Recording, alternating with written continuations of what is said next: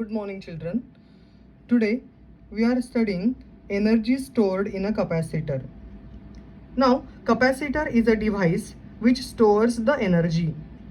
This process of charging of capacitor involves the transferring of electric charges from its one plate to another plate.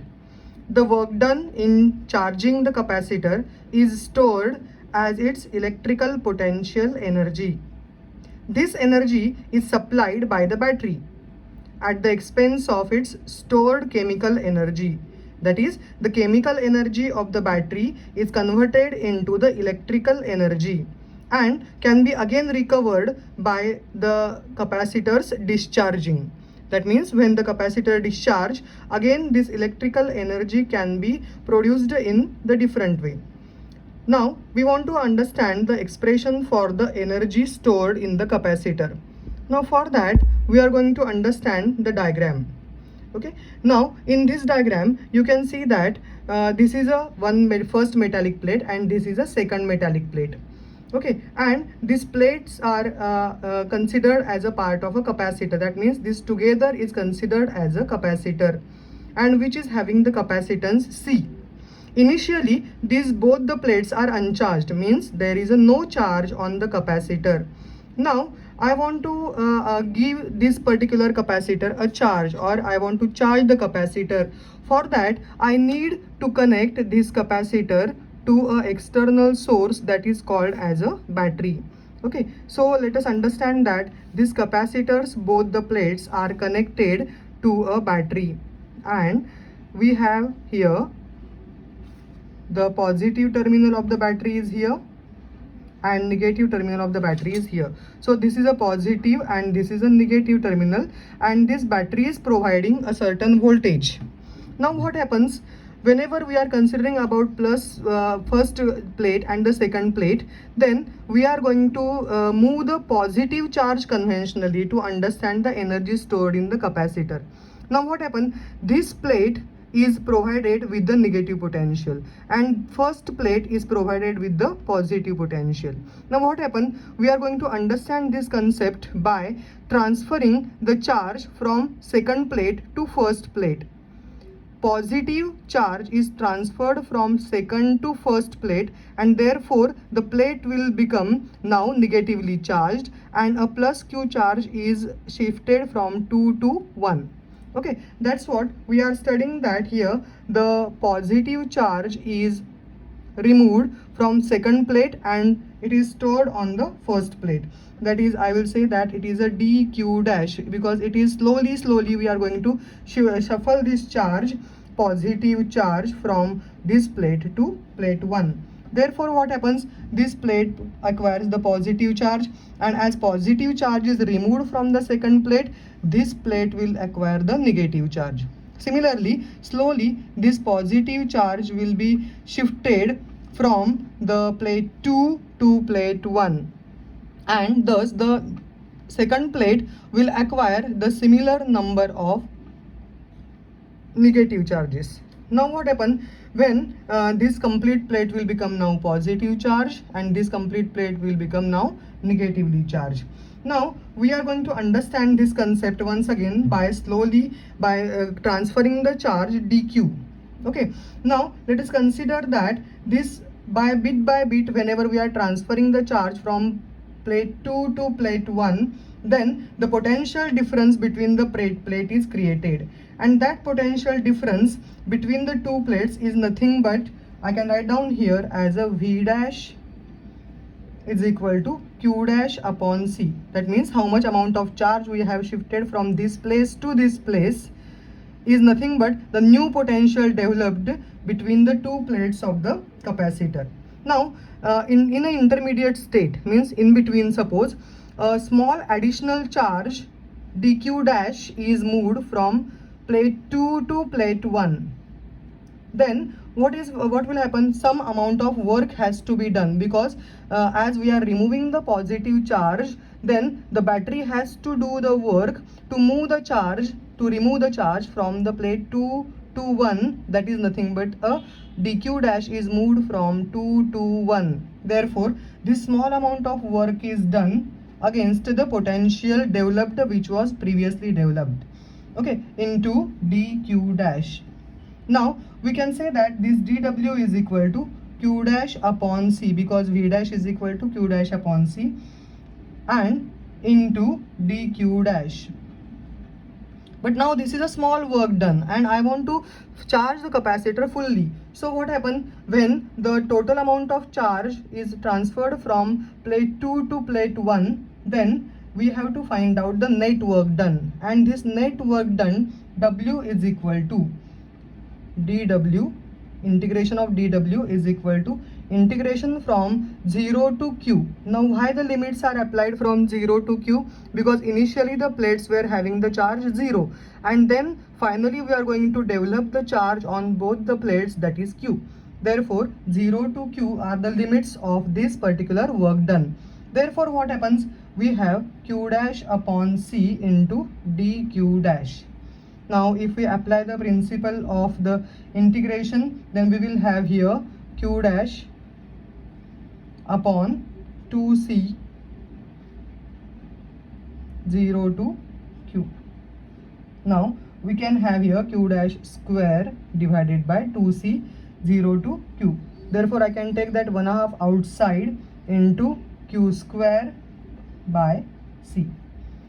Now what happened? This work done is stored in terms of the electrical potential energy.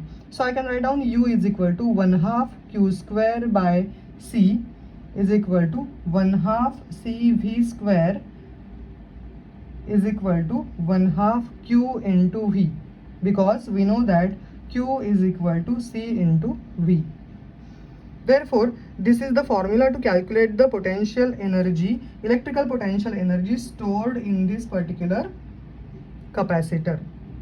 Now, energy stored in the combination capacitor, if I want to find out, then in series what happens and in parallel what happens. Okay, so in series, we are going to calculate the capacitors. As in series, we know that Q is constant. Q is constant. Therefore, total energy U is equal to Q square by 2 into 1 upon C. C is the equivalent capacitance. So Q square by 2, and in the bracket it will be 1 by C1 plus 1 by C2 plus dash dash. So I can write down U is equal to Q square by 2C1 plus Q square by 2C2 plus dash dash, and this is nothing but q square by 2c1, q square by 2c2 is nothing but u1 plus u2 plus dash dash. In the similar manner, if I want to write down in parallel,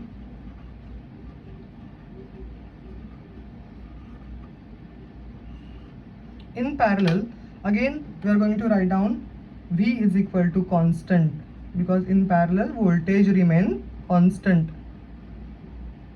and total energy U is equal to 1/2 CV square is equal to 1/2 C1 plus C2 plus C3 V square. That means again the equation becomes 1/2 C1 V1 V square plus 1/2 C2 V square plus 1/2 C3 V square. That is nothing but, again this is the expression, we can say that this is also the expression of U1 plus U2 plus U3. Now from both the equation you can understand that total energy is additive both in series and parallel combination. Therefore we can understand the energy stored in the capacitor in both the ways. Now we are going to understand here the another concept, that is meant by energy density of electric field. So what is meant by energy density? Sometimes the question is asked in terms of the numerical. So energy density of electric field. Now when the capacitor is charged, electric field is set up in the region between the plates. Now how this electric field is set up, let us understand again. Okay, now as we were discussing about, this is a one plate, this is the second plate. Okay, now this first plate and second plate were initially uncharged, but as soon as we are going to connect it to a battery, then the capacitor starts transferring the charge, and slowly the plate will acquire plus Q charge and the plate 2 will acquire minus Q charge. Now obviously what happened, this plus charge is acquired on first plate and the second negative charge is applied on the second plate. Now in between the plates of the capacitor, the field lines are set up, and these field lines are from positive to negative, positive to negative. That means in between the two plates of the capacitor, the electric field E is set up, and the direction of this electric field is from plate 1 to 2. That means the work done in charging the process has been used in creating the electric field.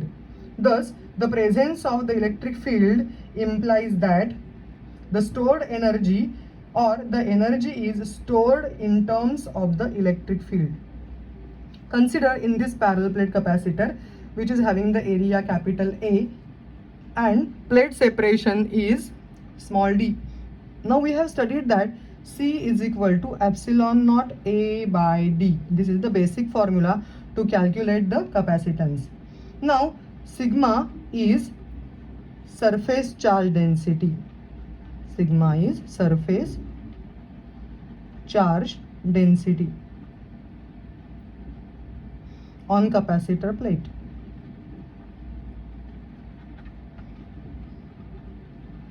Then electric field developed between the two plates is equal to sigma upon epsilon naught. This also formula we have studied. Therefore sigma is equal to epsilon naught into E. Now we want to find out how much charge is developed on the either plate. Okay, so charge developed on either plate of capacitor is given by Q is equal to sigma into A, because sigma is equal to Q upon A. That is, sigma is equal to epsilon naught into E. Now we have Q is equal to sigma A, epsilon naught E into A is the charge developed. Now energy stored in capacitor, we have just now derived the formula, U is equal to Q square by 2C. Okay, now this Q is this one, so we will write down here epsilon naught E A bracket square divided by 2C. Now C is epsilon naught A by D, epsilon naught A by D. Now when we rearrange the terms, we can get U is equal to 1/2 epsilon naught E square AD. Now this AD term is nothing but the area into distance between the two plates. Therefore AD is considered as volume of capacitor between two plates. Therefore energy is stored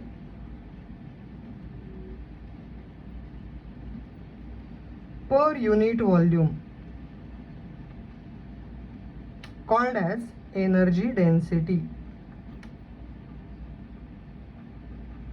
and it is given by U small u is equal to capital U, this is the electrical potential energy, divided by A into D, because energy per unit volume. Then what will happen, 1/2 epsilon naught E square AD was the energy stored in the capacitor, divided by AD. AD will be getting cancelled out and we can get 1/2 epsilon naught E square. Now this is the value which is called as energy density of the capacitor. Thank you.